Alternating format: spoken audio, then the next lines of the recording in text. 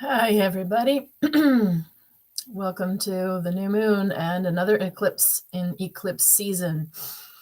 So, this one is feeling quite different than the last one, isn't it? Just 2 weeks. Amazing how energy changes, isn't it? Just like to call attention to that because whatever we're living through, everything's temporary. So, if you're having a rough time now, in a week or two, it might be all different again, right? Everything changes and everything's temporary. So, what's the quality of this eclipse? Well, overall, I would say there's a funkier, deeper energy going on, meaning what's coming up for people, I notice, is less sort of like transformative and fun, and I'm going to change this, and this is changing, and I'm going to do that, and like the full moon in Taurus with the eclipse was much more high energy. This one is like sort of in the therapy office vibe, you know? This one is like people are doing the excavations of old stuff that's coming up and things they wouldn't normally talk about, maybe. More emotional terrain. That's what I'm noticing about this one. So if that's you, then, you're in alignment with everyone that I'm seeing around me. It's always hard to put words on qualities of energy. But this one has a feeling of like being a bit behind a veil, lots going on, but feels a little behind the scenes. Might be a little more tiring, a little more hard to read people. Probably because a lot of what's coming up for everyone seems to me that it's older and more personal and more emotional. Which is funny because I would have thought of that more for the Scorpio Taurus than the Sagittarius. But there you have it. So we're going to dive into the chart analysis, and we're going to dive into the tarot reading for this, and then we're going to do readings for each sign. And I don't predetermine the question I'm going to answer until I'm in the middle of channeling. So we'll see what the chart brings and the themes, and then we'll pick what question would be the most relevant to you. I do have to plug my channel because I never do that. I'm just terrible at like self-promotion. So, but I've got to join that bandwagon and just say, so if you like my channel, if you're enjoying these videos, please like and share, subscribe. Click the little buttons so you get the notification. And if you enjoy, the many, many years of free content that I've been providing and you'd like to show a little support for that at any time, I have a Patreon account and the link will be below in the comments. And I just have a general subscription kind of rate thing for now going on. Just a general thank you for the free content, Catherine. And eventually, if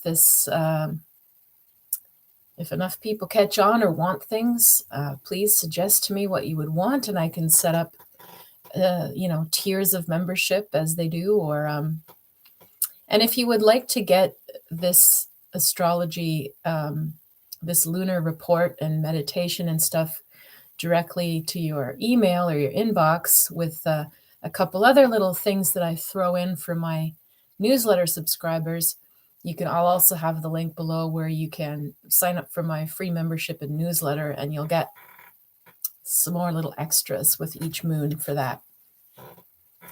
All right, we're done the promotion part now.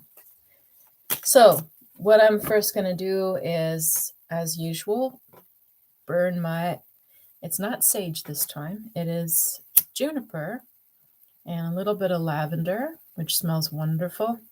If you don't know already, you can take dried lavender flower and light it, and it smells divine. So potent. More than other things you burn, I find. It smells exactly like it should, not smoky, and it lingers a little bit.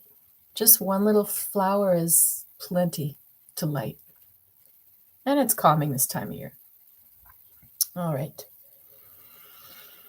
And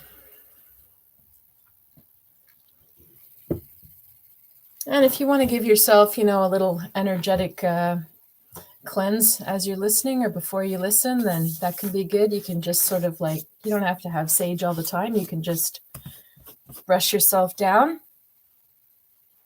mess up your hair, just wipe and brush yourself down and flick your fingers, flick the energy, flick it off.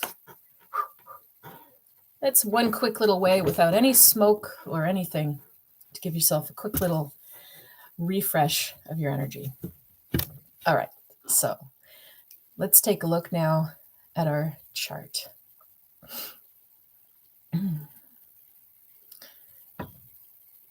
Oops, lost the page. Where did we go? All right, here we go. All right, so again, this is cast for the Eastern time zone. So if you're living in, New York, Toronto, all the way down that sort of Eastern seaboard area, Eastern time zone, then the houses will be applicable for you. But the energy is applicable to all. The aspects I mentioned, the houses and the rising sign, again, just for the Eastern time zone. So again, we have a Libra rising. Very interesting. I say interesting because, when you've got an event that could have a lot of potential changes or dramas or whatever, the rising sign sort of shows, well, how's it going to play out in public? What face to the world are we going to show while we've got this going on? So if, for example, instead of Libra, that rising sign for this new moon, let's say it was Aries, we'd be showing a very different face, and so on with each sign.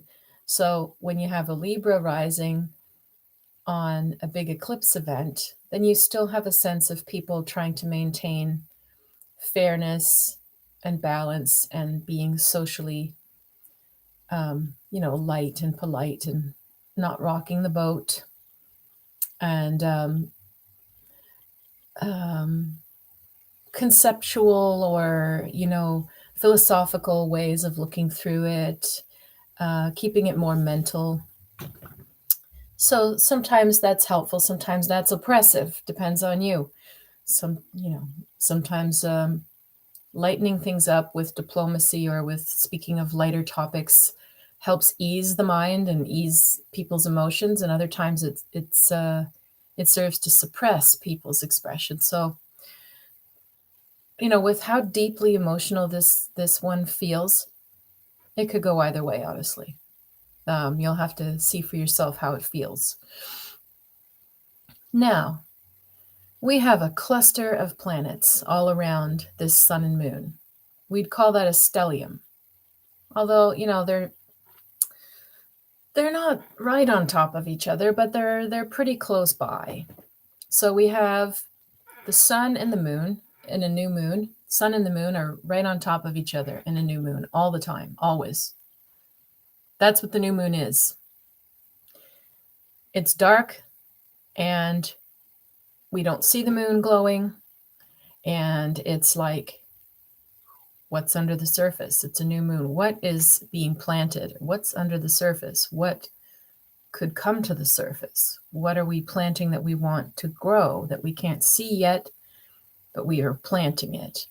So new moons are typically a time of planting, although in the middle of winter, we're not planting anything. We can plant the seeds of anything that we want to grow right now, any change that you want to make in your life. But it's in the dark. So you're doing it with faith. You're doing it with, well, I know if I put this seed in the ground and I water it and I take care of it right, it will eventually grow.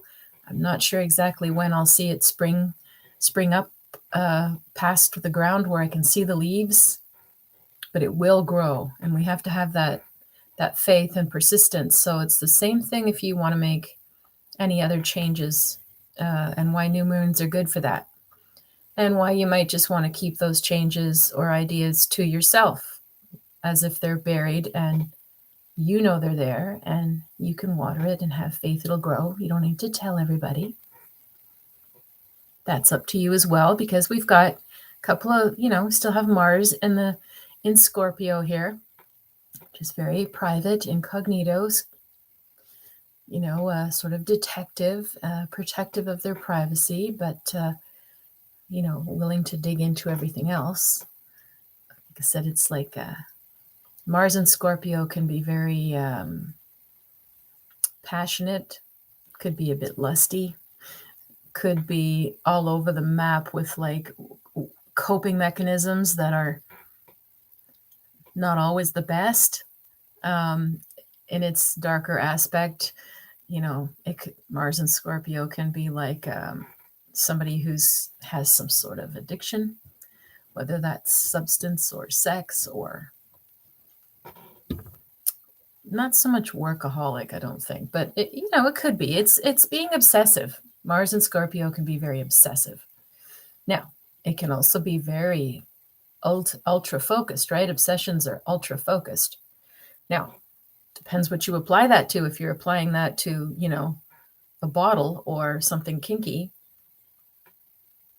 could lead you to deeply understanding it, but it might be also self-destructive. If you're applying that to something else where you throw this full gusto of passion into it and you're obsessively studying something or trying to solve a problem, different story. It could really go far. But Mars and Scorpio, definitely talking about deeper emotions, shadow side of people or of yourself. It's really part of that deep excavating feeling, I think, that we've got going on right now. We also have our South Node in Sagittarius, Sun and Moon and Mercury all in Sagittarius. So that does sort of count as a stellium. There's 4 things and then Mars close by. So with all this Sag in the air, why do we feel like it's so heavy? Usually Sagittarius is like cheerleader, hey, beautiful people, hi, come on over, yeah, do your thing, yeah, it doesn't matter, hey, it's cool, gotcha. Adventure, talking about, interesting topics, traveling. That's Sagittarius philosopher, sometimes getting a little bit like on their pulpit, on their like, this is the way and this is the righteous thing to do. And Sag can be the sign of the guru and the religious cult leader in the worst side. So why are we seeing it so subdued, the energy? Well, it's making some aspects to Neptune, which can sort of take the fire out.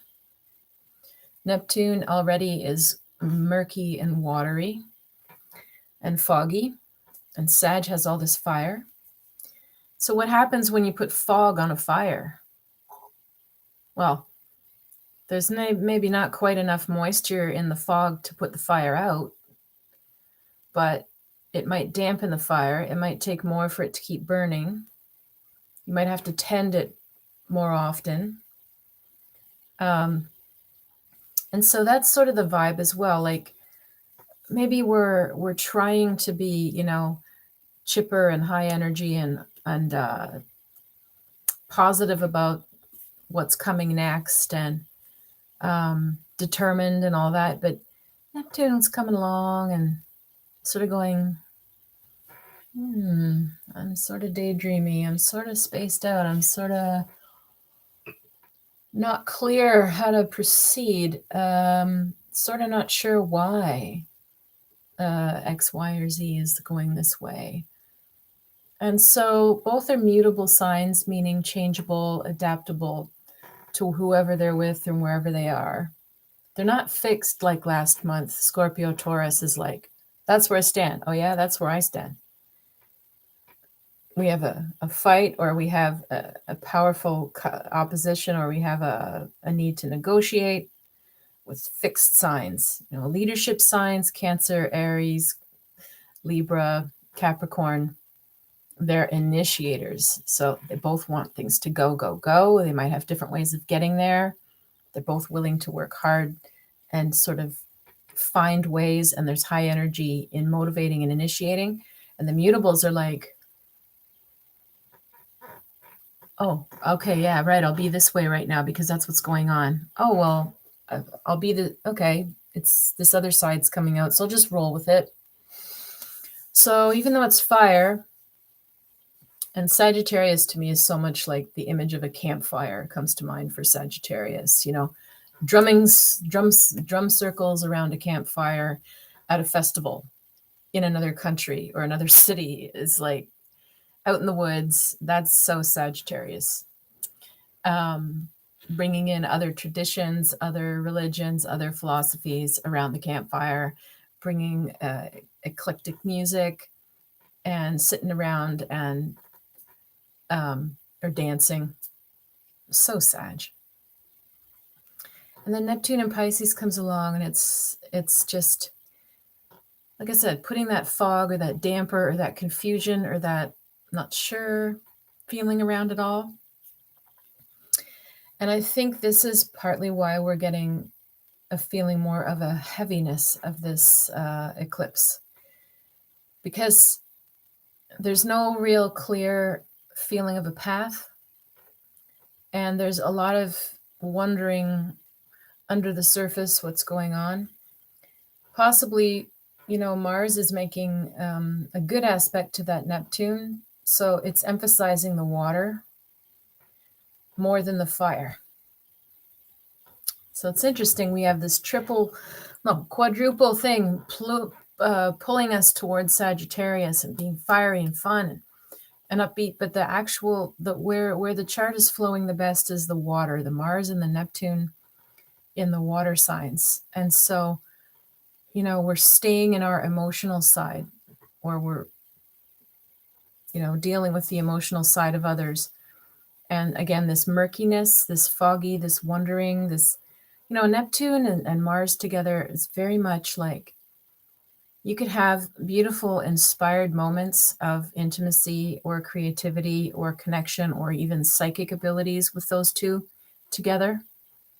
You could see, you're channeling things. Suddenly, maybe you're having dreams or your intuition's really on.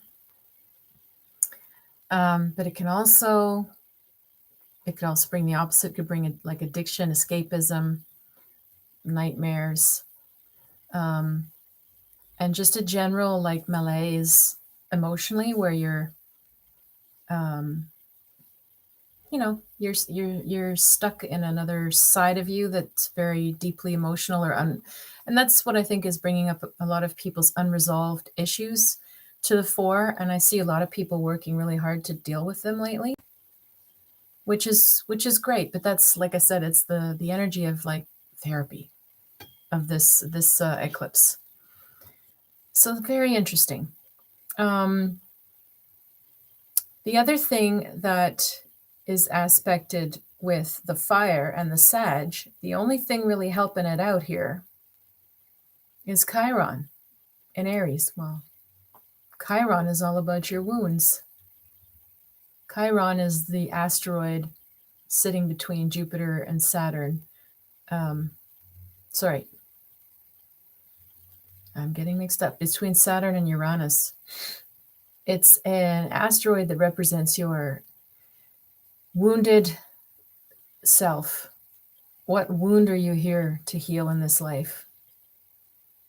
Chiron in Aries is the wound of the self, of truly having a sense of yourself. So people with Chiron and Aries can lose themselves easily. Someone might say, well, what do you really want? And you're like, I don't really know for sure. Well, how come? Well, you've probably been so busy either with dealing with low self-esteem, or definitely if you abandon yourself in any kind of way or you don't have a strong sense of yourself, you're going to be susceptible to all kinds of toxic relationship dynamics. Because if you don't have enough of a sense of yourself to say, hey, this is what I want, this is what I'm going to do, this is how I am, this is, these are my needs. If you either grew up in a family where you didn't get in touch with, or nobody respected or even knew what anyone's needs were, you weren't allowed to talk about it, you didn't identify who you are, what you're about, and what you need. Or maybe you do, but you feel too scared to tell people, or maybe you don't want to look selfish or demanding. If you grew up with anyone narcissistic, then it was very hard for you to have your own a separate identity from the narcissist. Most of the time you would be there to supply them with what they needed, or cope with them, or walk on eggshells around them. So very hard to do that work of having a strong sense of self that also, allows you to bond with other people in a healthy way. So this is Chiron and Aries. And so again, that is making a great aspects to the new moon and the sun and the Mercury. But okay, so the free flowing energy is all about the wound again. So it's a great time to do the healing, to do the, oh yeah, I keep repeating that pattern kind of work. It's a great time to look at what's underneath that Mars and Scorpio if you're doing any of the addictive or coping style, if it's playing out in that way. Like, might be a great time to say, yeah, why am I drinking? Why am I eating so much? What's underneath that? Because all that Sag can, certainly somebody that wants to learn, and maybe you're good at keeping it lighthearted and making fun of yourself, but you'll go get informed. So it's a great flow as far as getting to know, the underside of those wounded sides of yourself. It's a great time when you've got Sun, Moon, and Mercury and Sag to tell your story as well. It's very much a truth teller combination. Spitting it out as it is, sometimes without a lot of tact. When it's Sag, it just sort of comes out really raw, really blunt and truthful. And some people are offended at that, and some people find it refreshing. But it's connecting to the wound. Maybe it's a good time to tell your story. Talk to people. Even if it's just a little bit of it. You don't have to spill your whole guts if you don't want to, but if you do, Sag would just spill. You might just want to tell one side of it, or one aspect of yourself that you haven't shared, or that's finally coming clear to you now. It can be part of building your self-esteem back out of that wound to tell your story. So it is a good energy for that. And again, it's still in this sort of therapy realm, isn't it? This emotional healing realm. And again, with a Libra rising that doesn't want it to rock the boat too much, or wants it to be presented in, more a light or academic way, a digestible way for people, or in a pleasant way for people. But Sag planets and Mars and Scorpio don't tend to care about that as much. So you might then find or ask yourself, am I trying to please people too much? If I tell my story, or if I share something I need to, am I trying to please everyone? Am I trying to repackage this in a handy, nice, neat little way for others? Or am I really doing the thing that I need to do, sharing it in the way I need to share it in order for my energy to flow better? So that might be one of your question marks with this eclipse. Or you might get other people's reception to you being like, oh, that's nice, you shared your story, right? If it's people that don't want to hear unpleasantness, people that don't want to go deeper with you, those lines might be where the eclipse are going to bring some insights. So if you risk to share, and you risk to go deeper, you'll probably gain a lot of clarity. But the eclipse, as we know, always brings something to light. It hides and then it reveals, right? So something comes to light, something's revealed. Are you revealing and bringing something to light? And what dominoes or rings start to go because you did so? Out externally and internally for you. And you might also be affected by someone else close to you or nearby you who's doing that. And you're part of the energy of what they did to set things in motion. And again, just people's reactions to the reveal or to the shifts you're making. The other thing that's flowing well in this chart again is the water. The Mars-Neptune is going well. We spoke of that. Now, both of those planets are making what we call a sextile, which is a positive aspect, but one you have to work at a bit. But it's connecting with Venus and Pluto, which are right on top of each other. And this is also making things heavier right now. Venus and Pluto in Capricorn. Well, my Lord, if there could you put control freak in any two aspects? Venus and Capricorn, they want loyalty.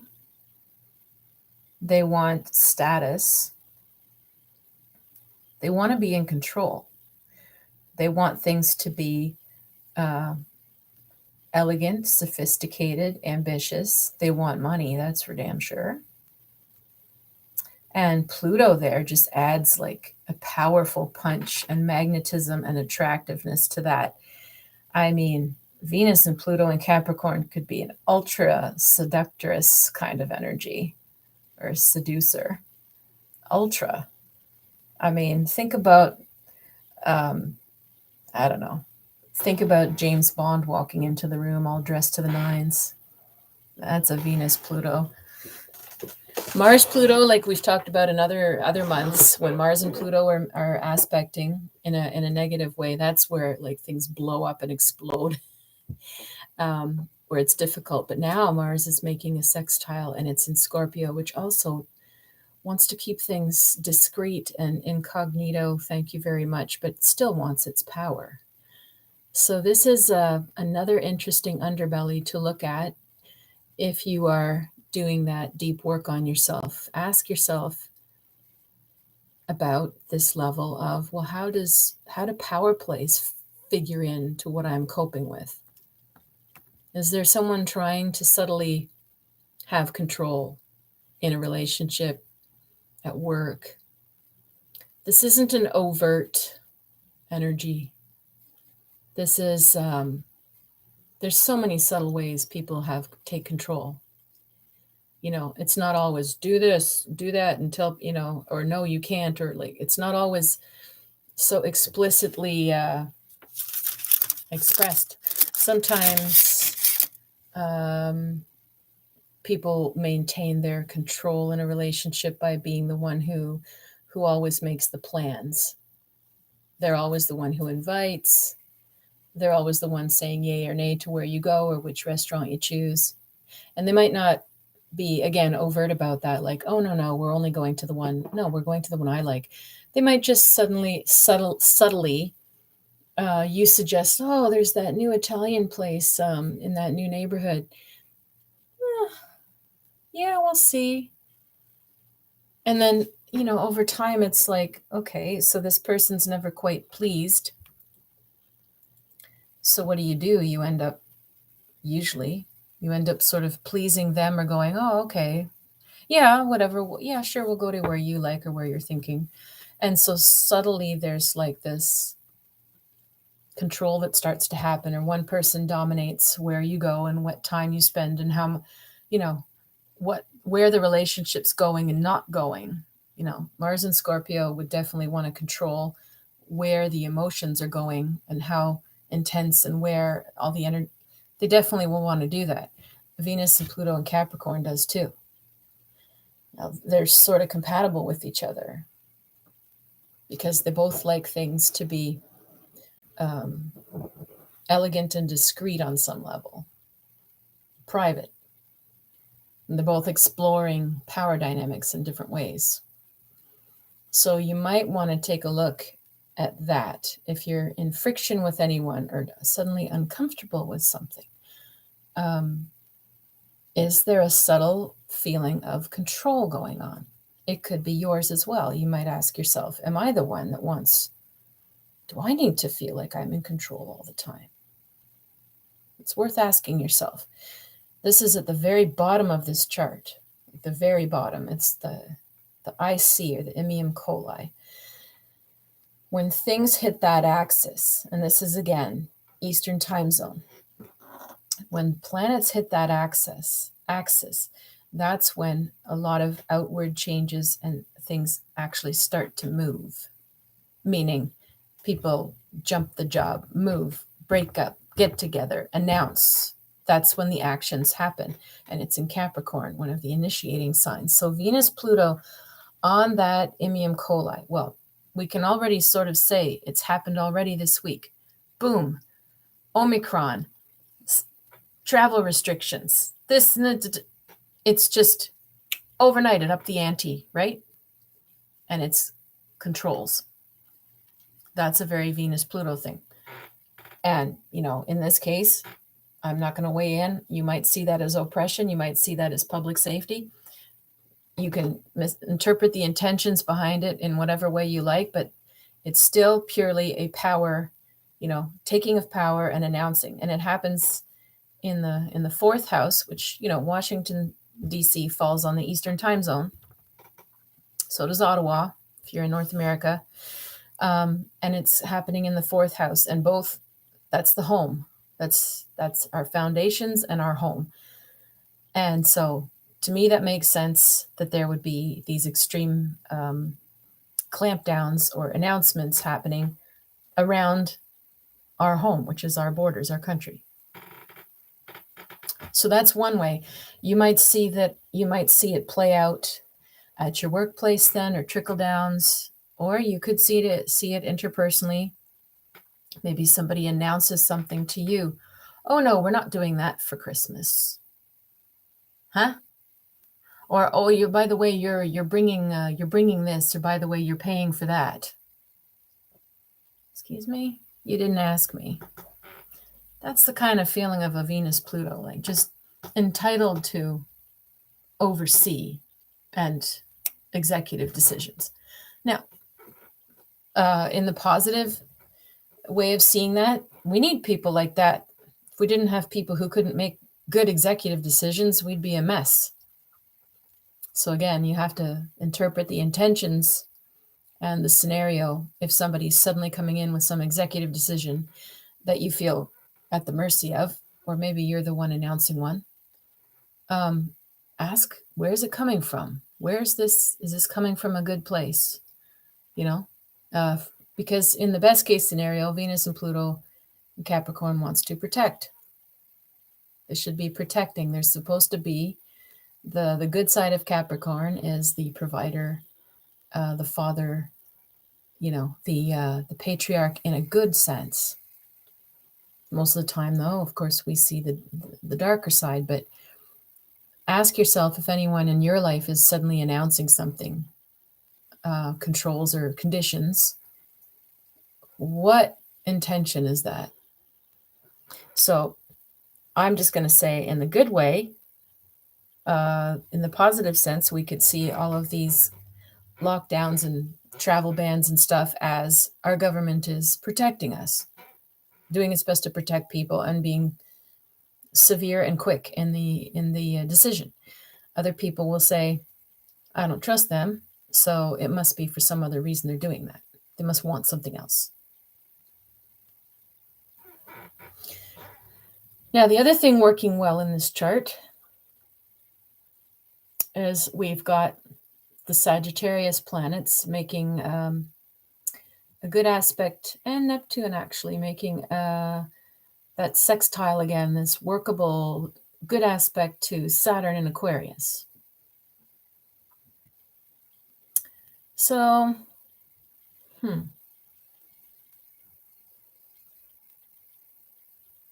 Yeah. Still, it's Saturn, even though it's Aquarius, which is more broad-minded, open-minded, free, rebellious, but it's Saturn. So Saturn is serious, slower moving, upheaval in terms of rebuilding structure and foundations. Again, it would lead to this thing I've been talking about of, are you telling your story? Are you opening up your life? Are you healing deeper things? With Saturn there, it might have to do with your family, your roots, your father, or whichever parent was the most strict or set the tone. It still, to me, is bringing an emotional heaviness of what you're dealing with. So again, it's a very introspective time. And Saturn is squaring off with Uranus and Taurus. And that's the only planet that we have above the horizon. And that's significant because when you look at the chart and all the planets are falling below the sort of 3 o'clock, 9 o'clock on the chart, below the horizon line, it means that those energies are all playing out in a more unconscious way. It's harder to see them going on or in ourselves. And so when you've got Venus and Pluto at the very bottom, making executive decisions, sort of where we can't see them, like I mentioned before, the seed under the ground in the dark. What seed is this planting in the dark, way down? What executive decisions, what controls are being planted? And that's what you can ask yourself globally. You can ask yourself this with any other dynamic that's going on that might be confusing you. The only planet that's above the horizon is Uranus and Taurus. And so it's easier for us to feel it.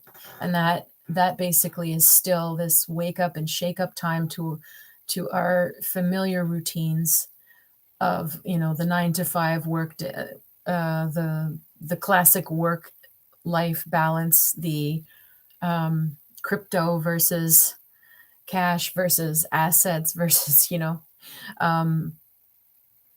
everything going digital, everything being online, people being at home versus in an office. We're in a massive restructuring because of the pandemic, but these planets, this planet would have put us through it somehow. It played out through a pandemic. It could have played out through other things, but it was coming. The Uranus is challenging what is the new normal? What is that new, secure, structured, comfortable, safe zone that Taurus can be in? And it's going, this isn't working. We're going to blow this one up. And people are trying to find what's that new comfort zone. And it affects our financial existence, that it's going through Taurus as well. And I don't feel I know enough to weigh in on that about currency, digital currency, or how long this will last, this time of working online. My own feeling is, you've got Saturn in Aquarius squaring off with it. Saturn is restructuring things towards an Aquarian direction. So that new normal or that new structure is going to be more diverse and more varied. And it's not as Taurus would like it, where it's all standardized for everybody. And it's just, that is what is normal without question. Saturn in Aquarius, and then Pluto will go into Aquarius for a very long time, in a few years. It's all going to be diverse. There's no one linear, top down, this is the right way, wrong way kind of way to live. And this is what we're in the middle of. So that rebellious revamping of lifestyle and your work is probably the most conscious and the highest planet in the chart. So if you wanted, you could focus on that. If you find the rest just really too heavy and you don't have the right support to go within and really dig into yourself this way, you might want to focus your energy on that Uranus side of practicality, getting your lifestyle switched up, wrapping your head around how do you want to work, how do you want to live, what are you going to do with your finances. That could be because it's more in the tangibles.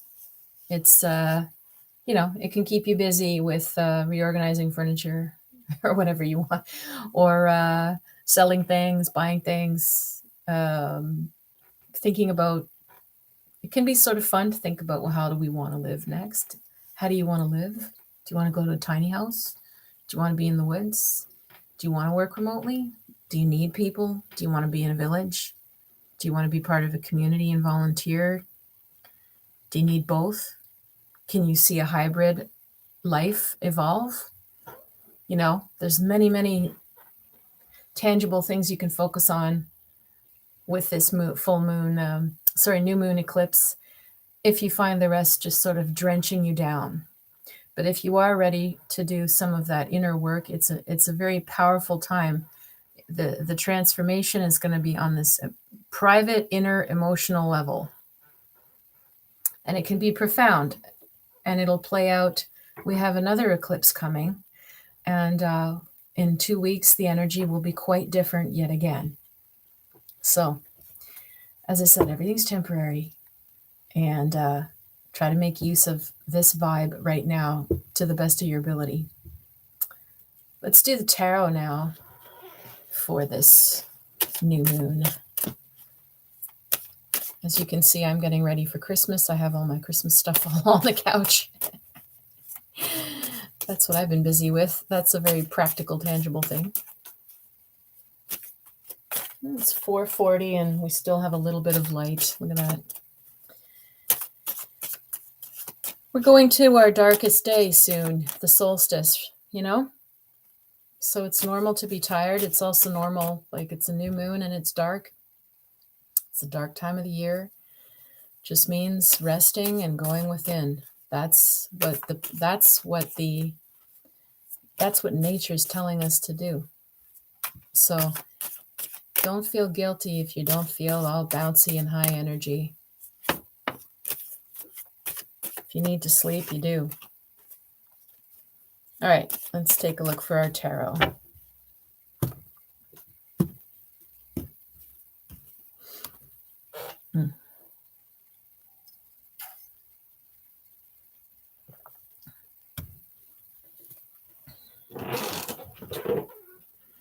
Also, before I start, I wanted to mention that I have some packages for Christmas, for the holidays. It doesn't have to be Christmas. I've put together a few packages I'm calling River Rain Experiences. And they're designed around about 3 different things that you might want to pamper yourself or your loved ones with. So I do have a video with those that I will link below as well if you're looking for stuff for holidays. Sorry, it just reminded me since my couch is like a pile of Christmas stuff. All right. I couldn't figure out how to blur the background. So our first card here is the Judgment card, or in this deck it's called the Eon. And this is all about taking a step forward. And this is not a Sagittarian card, but it could be, because it's usually a time when you step forward and declare where you stand. So Chiron and Aries, that wound of the self. Well, how do you know where you stand if you don't know what you want or what you need? If you do, and you haven't been saying it, then maybe it's time to take a risk and say it out loud. And you might be wanting to make that private leap and not tell anybody yet. Maybe you've made some decision in your mind. You know what? Next year, this is what I'm going to do this. I'm going to change that. I'm going to be determined. And sometimes this is a matter of calling it a day. You know what? I've been there, done that, analyzed this 700 different ways. I think it's time to just say, you know what? I've thought about this clearly enough. This is what I think. This is where I stand on the matter. and stop the endless hamster wheel. So that's our first card. Take a stand. And the King of Cups. So there's somebody nice around, a nice guy, sensitive and sentimental, emotional, good listener, thoughtful, could be romantic. So take a look. That could be good for our love lives if you're looking.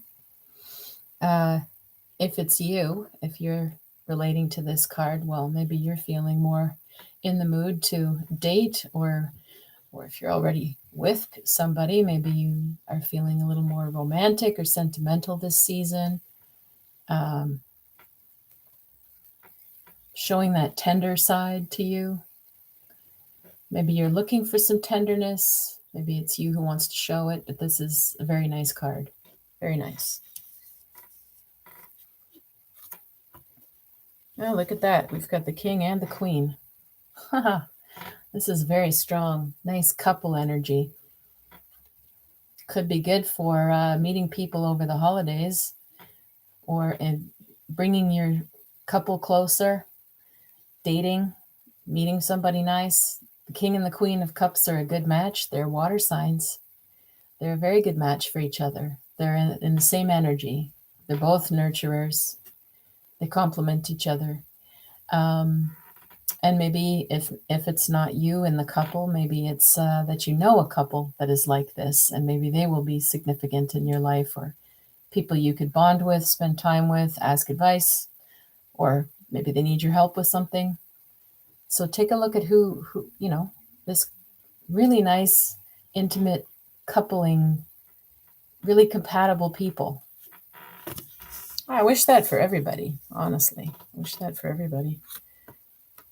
Okay, then we have the Six of Swords, which is all about, clean, clear analysis. Look at how intricate this is, and swords are fine and thin, and they meet in the middle in this yellow cross. It's very detailed, and everything looks very surgical almost, and clean. Sometimes this card does mean minor surgeries. In other decks, this card shows people in a boat sailing, like paddling away from their homelands to somewhere new. So it's very different interpretation. It is an Aquarius card. So, and Mercury in Aquarius. So according to Crawley, for this deck, Mercury in Aquarius is innovative and emotionally detached and brilliant, and can think and keep track of and learn and absorb many, many things mentally. It's not an emotional card. So that's interesting. We have this taking a stand, and then this nice intimate couple.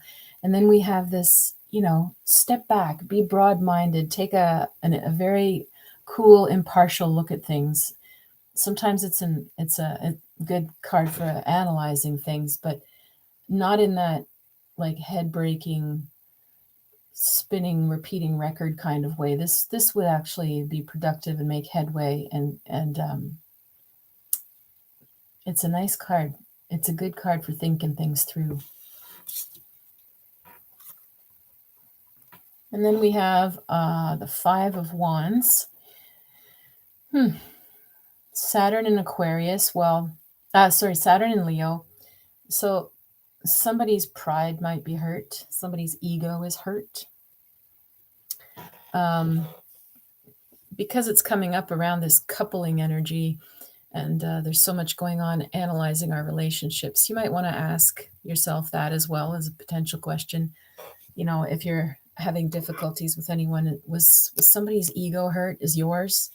Somebody's pride what's really at the bottom of a conflict or a difference you've got? Whether that's currently going on, or whether you're analyzing somebody from the past or an ex. Saturn in Leo is like there's been a bit too much of the it's usually too many people vying for some sort of being special or dominant. Too many people needing too much attention at once. So very interesting cards, because those are so opposite. So opposite. This is all full of passion and heat and conflict, and this is like we're pulling back and we're getting icy cold and clear, and we're just going to be objective. Next card is the Hanged Man. So whatever issue is unearthed, the Hangman is telling us you're going to be working on this for a while. This is a transformation card, which means you're going to feel stuck like the Hangman, in suspension. It's not clear. It's not clear why. It's not clear the way out. And interesting, you might swing between these two extremes, like we just said, of like getting really angry and feeling your ego is bruised and I deserve better and then trying to pull back and analyze and understand the intricacies and try to be more broad-minded. The Hangman would sort of say you might have been in this, you might be stuck in that pattern of bouncing back and forth and processing anger and emotion and getting insight and then more anger and emotion. You might be in this for a while. But you need to work it out. If you're going that deeply, it's never going to be quick that a light switch goes on. It's every once in a while, after lots of work. It's sort of like the overnight success. After 40 years of work, they were an overnight success. Well, it's just like with emotional development or with therapy. It's also like, yeah, after 5 years of therapy, the aha moment came, and then they acted, and boom, boom, boom, their life changed quickly. But after years of work, that's the sort of feeling. So a lot of you have already been doing a lot of inner work. So if you feel like you're still in that hangman phase, you just keep processing things until you get that clarity. Now we're back to the emotional cards. So there's the Prince of Cups. We have the King, Queen, and Prince. My God, everything is pointing us back to the heart, pointing us back to being sensitive to yourself and to your feelings and wanting that intimacy, that closeness, that companionship, that romance. Don't give that up. Everything is saying do not give that up if that's what you want.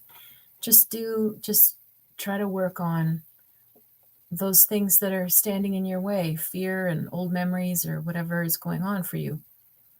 But don't give up on that. This is another sensitive, sentimental guy, very sweet, has a hard time maybe committing to things, but full of beautiful potential to become that mature King of Cups, who's very protective and thoughtful. And so it could be a sign that whoever you're wondering about or bonding with, this is more like their little boy side or their little girl side. Their childhood needs or their old childhood things that are unresolved could be coming up. They might be a little more confused or insecure under the surface than you first realized. It's a tender kind of space, I feel, that we're in still. Interesting today. Gosh. That's nice. 6 of Cups. So again, more water, more water. Scorpio card. Is it the Sun? Yeah, the Sun in Scorpio. Pleasures. Make sure you stop and, in the middle of processing our lives as if we could solve it all in a day, we can't. Pace yourself, Think about or deal with whatever your issues are for an hour or two, and then take a break. Do something fun. Pamper yourself. Look around the shops. I don't care. Go eat something special for the holidays. Go for a walk. Get out in the snow. Get some fresh air. Put on some music. Cuddle with the dog. Take some time for pleasure in the midst of all these feelings. Not everything has to be I must solve to the bottom of the issue every goddamn minute of your life. It's too hard on everybody. So again, it's all about coming back to your emotions and feeling everything, but also feeling pleasure and comfort. What a reading this is. And then our last card is the worry card. Are you dealing with anxiety? Most of us are, aren't we? In a bloody pandemic where Uranus and Taurus is like ripping our life apart as we knew it. So of course we're all worried. Like, don't pretend you're not. So just be mindful of the fact that you're worried and anxious, and so is everyone else. Everybody's is heightened, and that's bringing out everybody's deeper issues more now than we were before. So, and I'm going to pull one more card just because I don't like to leave it off on that one. So our last card is the Justice card. Very interesting. So we start off with the Judgment, and now we get the Justice. And this card is ruled by Libra. It tells me that at the end of the day, you will make an assessment. You will arrive at something that is balanced and fair. In your decisions, in your reactions, or in your mindset, or your stance towards your life, you will arrive at something balanced. Now, you'll do that by accepting the process, the Hangman, accepting that this is a process of your life, but also by spending time with and making it maybe more of a priority to be taking care of yourself, your emotions, and your friendships, your relationships, the intimacy, the gentle side, the thoughtful side, the tender side of life. Everybody is needing and missing this so badly. Especially the holidays, it brings out the loneliness more than usual at the holiday time. So to be really, really gentle with yourself and others, to be compassionate with yourself, and to make sure you have some fun and some pleasure thrown in the mix.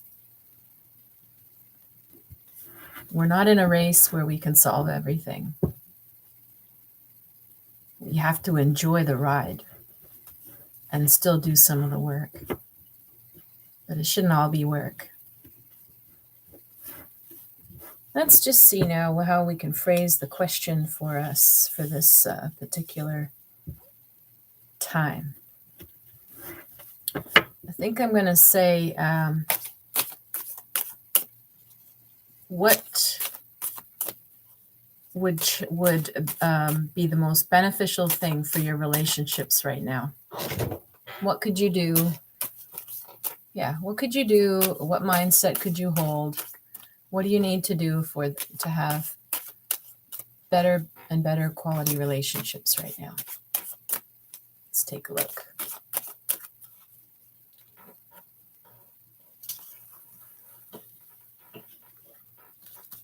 All right, so Aries.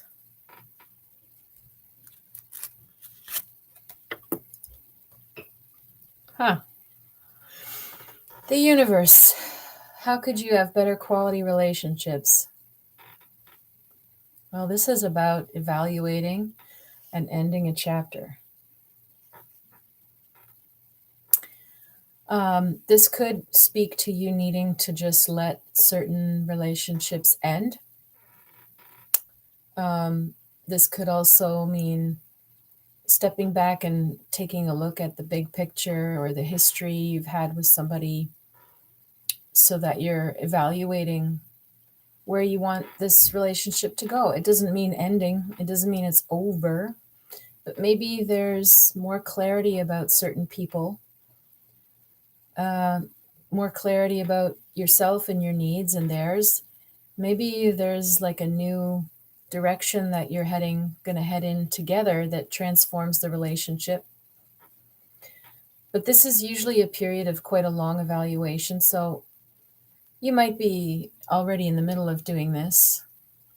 Some relationships you will need to just call it a day. We're not compatible. We don't fit. We're not as close as I would like it to be ever. This is more of an acquaintance. Some of you will definitely need to come to that conclusion instead of keeping every relationship alive and going. And others will probably just say, you know what, we've lived a certain chapter together, and I think now we're coming into a new one, which is really lovely. A relationship that's strong enough to withstand both people shifting into a new chapter of their lives or a new version of themselves would say that that's a very real relationship. That's very nice. Very nice card indeed. All right, Taurus. What do you need to do in your relationships to be better? Well, look at that. The Ace of Cups, the love card. This basically just tells me, you know what? You just need to keep some insecurities and worries in check, and don't keep any scorecards, and just open your heart and give more freely. Don't worry whether it's all coming back to you or whether you're giving more at this point. We're just talking about this new moon, not forever, just for the next couple of weeks. What will make it go better is to give more freely and to not worry or restrain yourself or overthink things so much. If you are that could mean, giving affection, being available to listen, doing something to make your day or your friend's day or whoever it is, your partner, your friend, your mother. Just do little thoughtful things to make their life easier. If you feel compelled to do it instead of going, oh yeah, they really need that. Yeah, but I mean, they haven't really done that for me as well, so I just won't, or worrying about, I don't know, is it the right thing that I've done? Is it the right thing? Will they like it? Will it work? Just do it. Just be more spontaneous with your affection, or with little thoughtful gestures or little favors. And, you might take it all the way, if this is romantic, and say it's time to shower your lover or your partner with more love. That'll make it all go way better. Wow. All right, Geminis.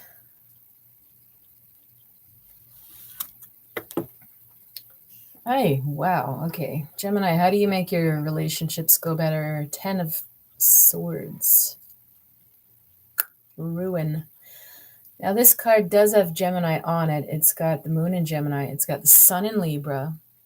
So sun in Libra wants to keep things nice and pleasant and fair. And then it's got the moon in Gemini, which is a duality in the emotional nature, needing many things, needing many people, needing many interests to be happy.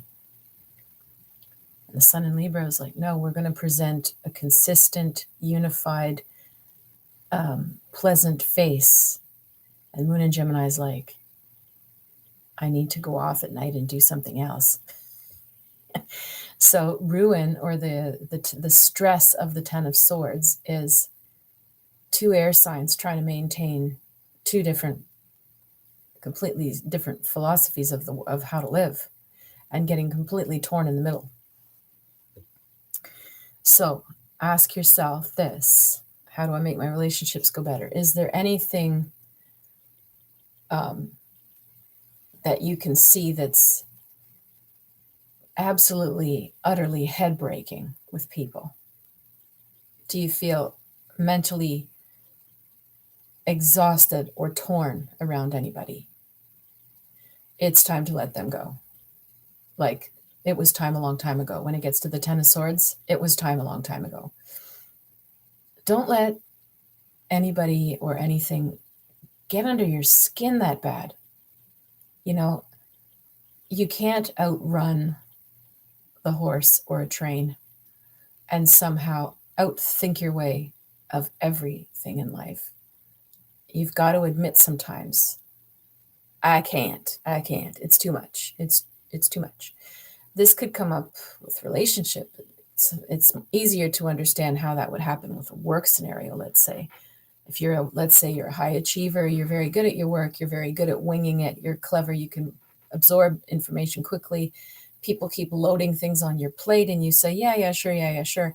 And then eventually you're going to hit the point where you're mentally fried. And it doesn't mean that you're not smart. You've reached a threshold and you can't absorb or deal with anything more.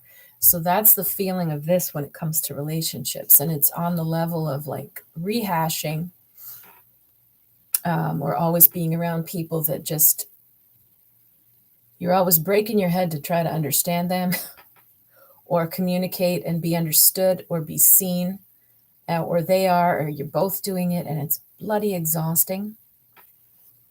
So for you, the best thing you could do is try to identify where in your life you're feeling this and to let them go.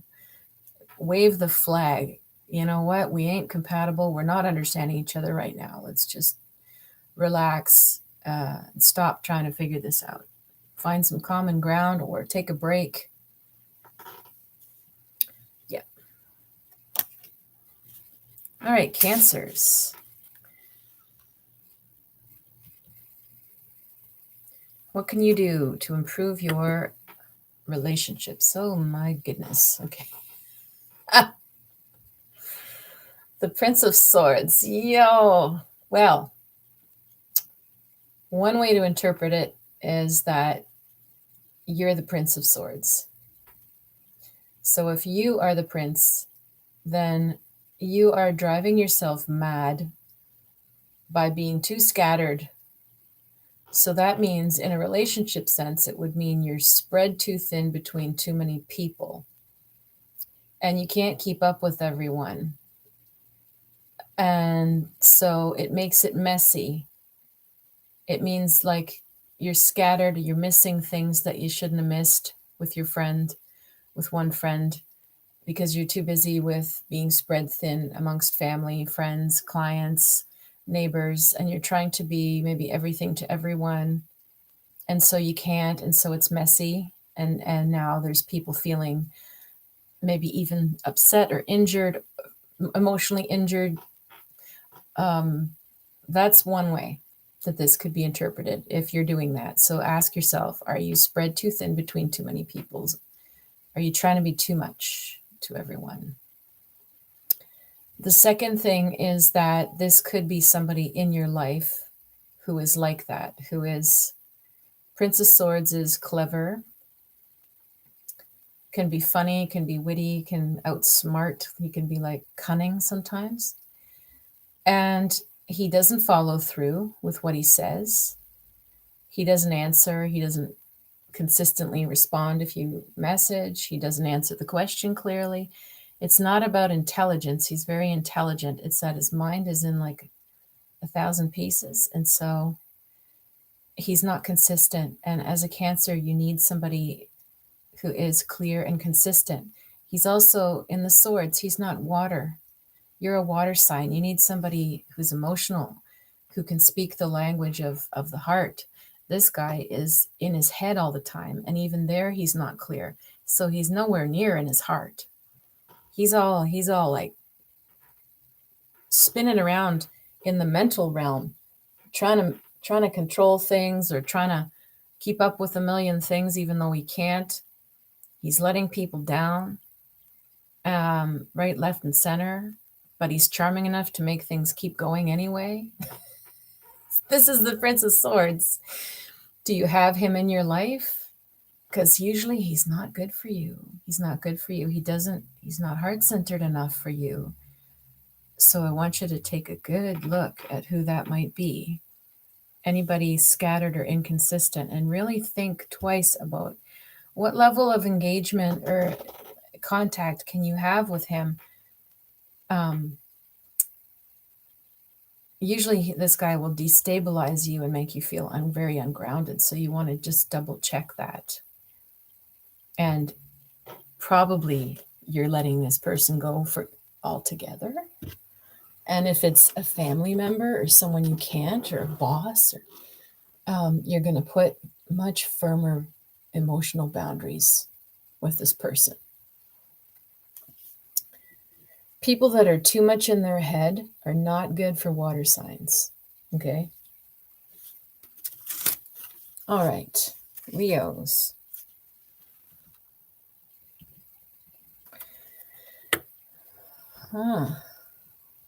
So what do you need, Leo, for your relationships to go better? This is a Sag card, Mercury and Sag. That's where we've got it right now in the skies. So this is good. You need somebody who's going to just call it like it is, tell you the truth, no lying, no hiding, just put it all on the table. You need somebody who wants to explore the world, wants to keep traveling or keep learning. You need somebody like positive and uplifting and high-minded. You see the rainbows, you see the colors, you see the arrows, all this action in this card. Usually this card is somebody leaping, over buildings type of thing. Like you need somebody with very high energy and positivity, like a cheerleader type energy, or like an athlete kind of energy. Focus and taking some risks, and somebody uplifting and positive. So if that's you, if you're being that person, or if that's what would help you to have better quality relationships, is to bring out this side of you. And if not, then you need people around you who are like this. Whether that's a group, you could join something where most people have that attitude, like a hiking club or something. And ironically, even though there's such like a low kind of emotional energy going on right now, funky, you need to stay above it. You need to stay above this murky vibe and just stay high, just stay positive and find other people up there with you. So it's not telling me that it's a time for you to be super introspective. You need to be pulled out and into something lighter. It's interesting. All right, let's see for Virgos now.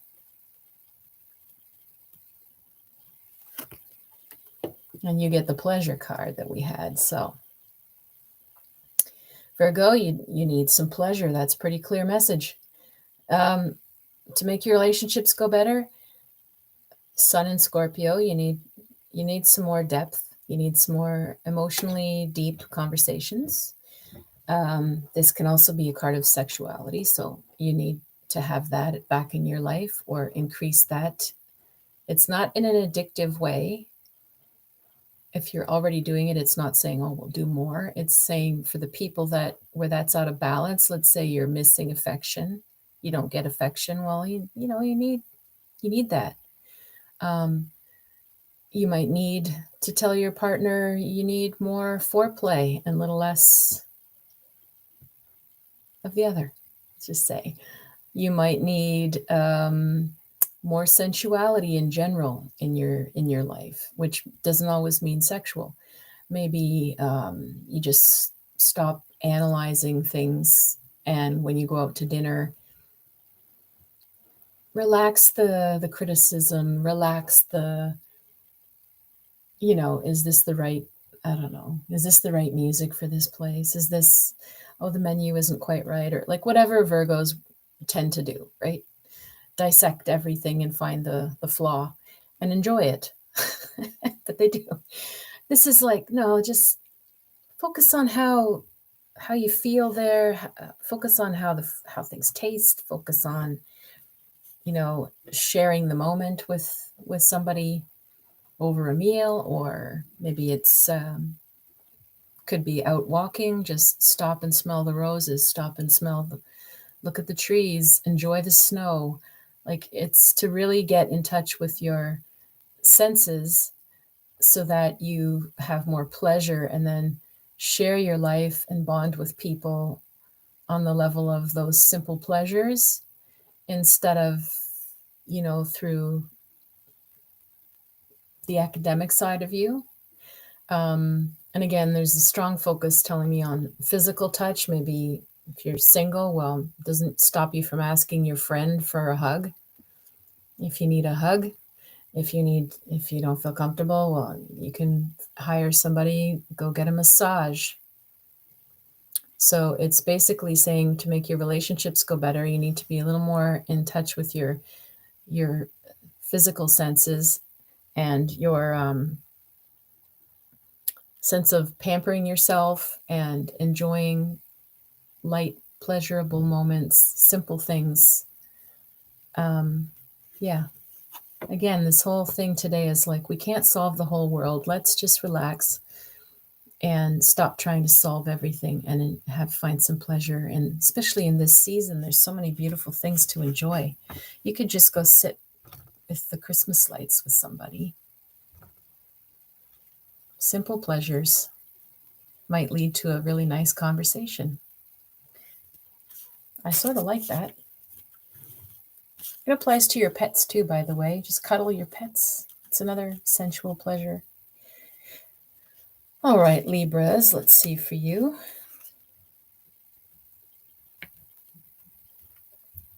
You have the 9 of Wands. Also a Sag card. You can see the Sun and the Moon are in Sagittarius, so this fits our new Moon card extremely well. The card says strength. It's maintaining your position, maintaining what you've already built. This is a card of like not really putting your foot down, like you don't have to defend, but you're holding the fort of what you've already built. It's a bit protective. So for your relationships to go better, that might mean that you need to consolidate, get a clear sense of who your friends and your family are and stick by them a bit more. And what does that mean? Well, it might mean that you speak up on their behalf, you defend them, you have their back more. That would be one way of holding that fort. This card doesn't let people push them around. They've already won that battle. Nobody's pushing them around.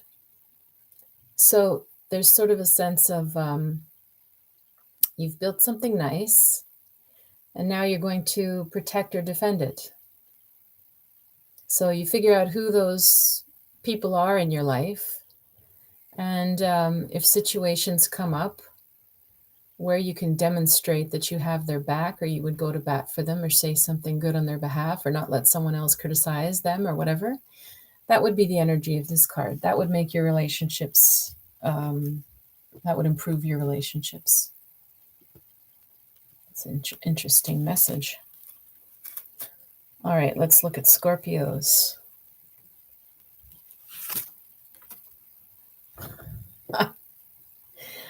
Okay, the Death card, and it is a Scorpio card. Wow.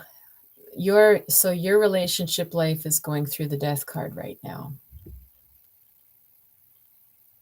Because it's not really advice of how to make it go better with this. The Death card is, there's like a loss that is shocking or sudden, and then something better comes in its place. So you might feel or see, you might notice that there's like a sudden changing of, it's like a TV show of your life with this cast of characters on stage, and then suddenly the director just decides to pull a couple of people and they're just gone. And new ones come in. And the new ones will somehow be better or more aligned, because we're talking relationships, than the old ones. So maybe you've been going through this for a little while, if there's been new people that have popped into your life, or people that have suddenly, you're just not feeling it. You've outgrown each other, or they just disappear. The Death card is always good, though, I find. it is shocking when it happens. It can be shocking and upsetting a bit, but usually it's more shock, like you're more stunned by somebody. So that could, like, the death card could happen within a relationship as well. It doesn't mean you lose them. It could also just be that your partner or your friend does or says something just so shocking that you're like, what? That's not who I thought you were. That's not what I thought was going on here, you know? And you're just sort of stunned. But the thing is that if that applies to that relationship and it continues, it's going to improve after that point. The transformation has happened that brings out something better. So it's not really so much advice. It's more just like, be aware that the death card is going on in your relationship life, and there's going to be shocks and surprises and improvements in a quick period of time. People will maybe quickly show you who they are, and you quickly know yay or nay. Could bring people a lot closer, could like change the cast of characters. I get more a feeling of that. Yeah. Anyhow, that's quite an intense message, I know, but you're a Scorpio. You're used to this kind of thing. All right, Sagittarians, let's look for you. And happy birthday to those of you. What do you need to make relationships go better? You've got the work card. Mars in Capricorn. That could be so many things. It could be, I'm wondering whether your work is consuming you, actually. I'm wondering whether your work is interfering in your relationship somehow. Are you spending so much time on your work that you don't have enough time for your partner? Are they? Something to balance with the sense of how productive or how much work are you always doing or getting done, or how much are you working on your relationships as well. There's an imbalance. Somebody's doing most of it and the other one isn't. So for you to improve your relationship life, then you're going to have to take a look at that classic, work-life balance, or you're going to have to take a look at who's putting in the most work to this relationship. You're going to need to reset something so it's not one-sided, or so that your work life doesn't take over or eclipse some of the good things that could be going on if you made more room for your relationships or your friends. That's quite the heavy message, I know, but it's a new moon and it's a good time to admit it and take a new direction and plant the seed of a more balanced life. All right, Capricorns.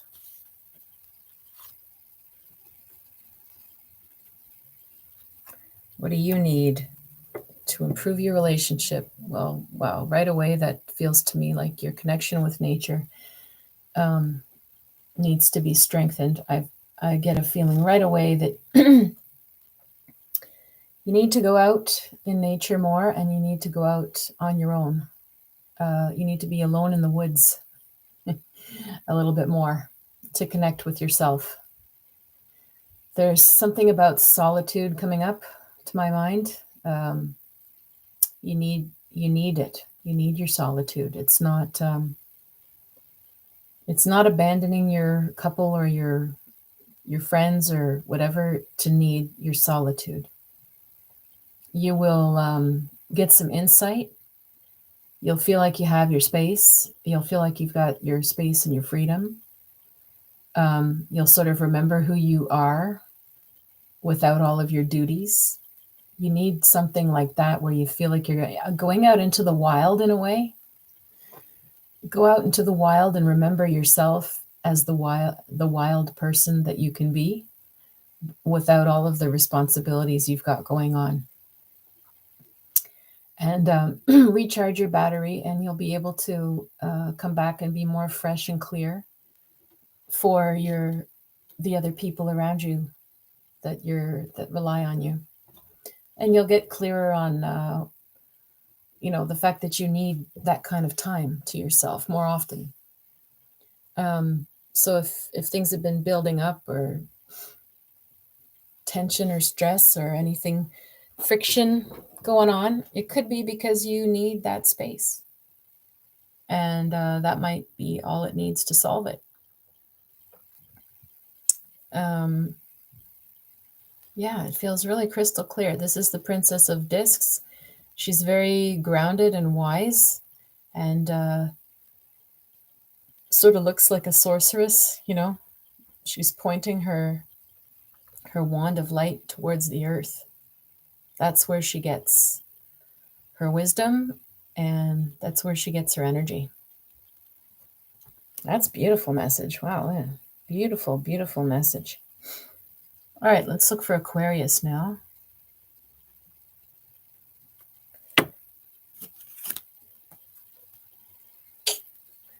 The Magician.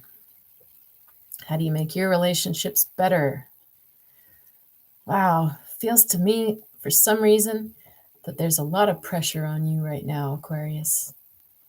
Feels to me like there's a lot of people around you that are struggling, and you feel like you've got to keep everything up, keep everybody uplifted, and keep the ship moving, run the household, run the department, organize, and make sure everybody's doing what they're doing. So as much as the Magician is great at doing that, it feels to me like you're tired, and you might feel a bit overburdened by this.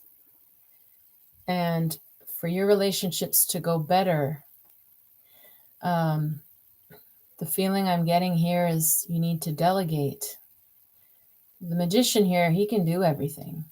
It's not a question of you being capable or not, because you are.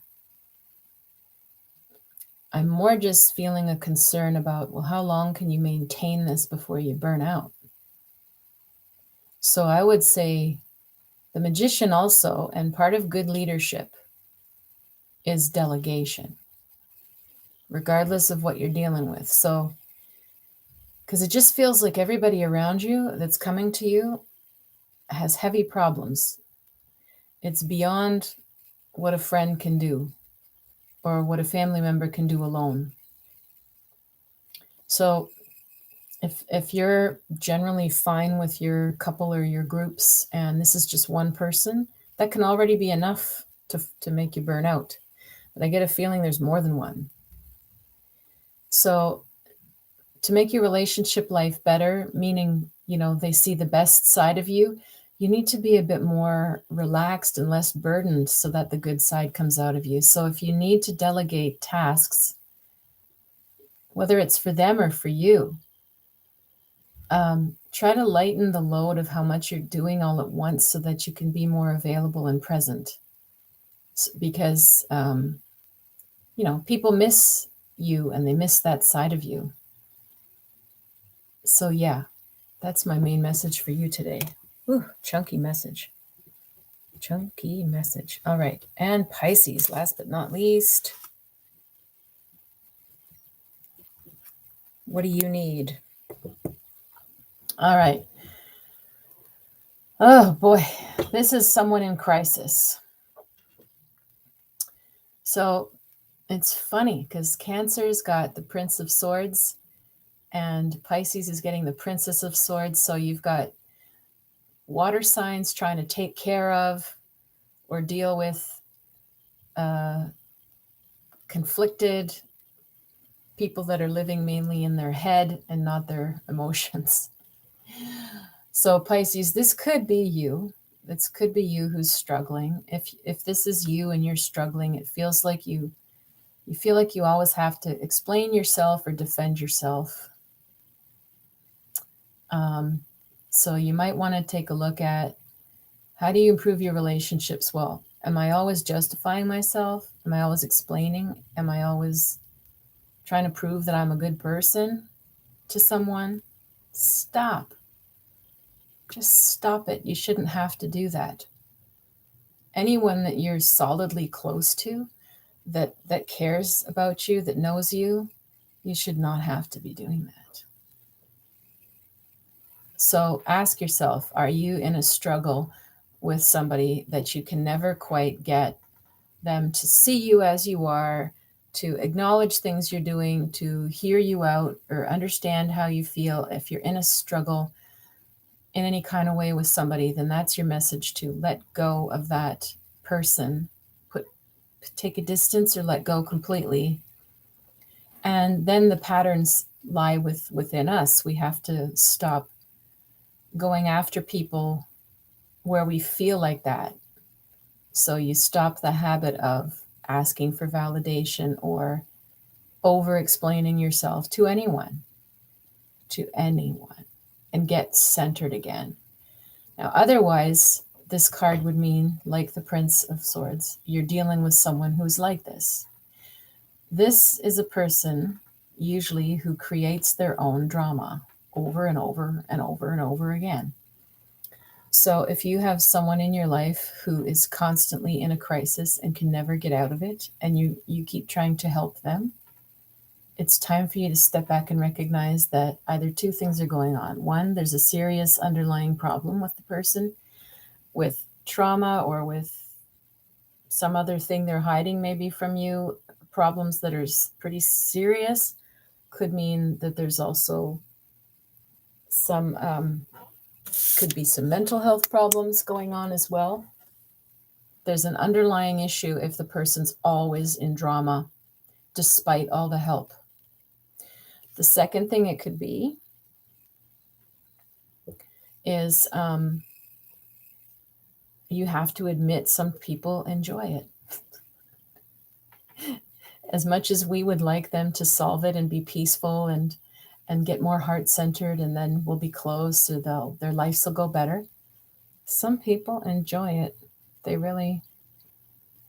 That's just how they are in this life. They like to be in high stress, crisis, drama situations. It might not be you, but if we didn't have people that enjoyed that, we would never have an emergency department at the hospital, would we? So just recognize, ask yourself, do they enjoy it? Is this where they enjoy living, in that energy? And then just get clear on, well, if that's the case, where do I stand with it? Because maybe Pisces usually doesn't want that. Again, water signs with air sign people, or people that are too much in their head, is really not good for us. Because we're trying to do all of the feeling for them. And very often they don't want to. And we're trying to have heart conversations, and they're not there. And so it makes it really hard to work out. It can be very one-sided. All right, well, this was quite the reading. Oh my Lord. I'm always amazed at how different each moon cycle is. So once again, I'll just repeat, if you like my work and you love these videos and they're helpful to you, please share, please subscribe and like and share these with your friends. And if you want to support this free content in any way, take a look at my link at the Patreon at the bottom. And if you're looking for my River Rain experiences with different packages that I offer different people for the holidays, and I'm going to continue them after the holidays as well. But if you're looking for a special thing to do for yourself or for a loved one, then take a look at the video, which will be linked as well, for my River Rain experiences. And I wish you well, and I will see you all back at the solstice.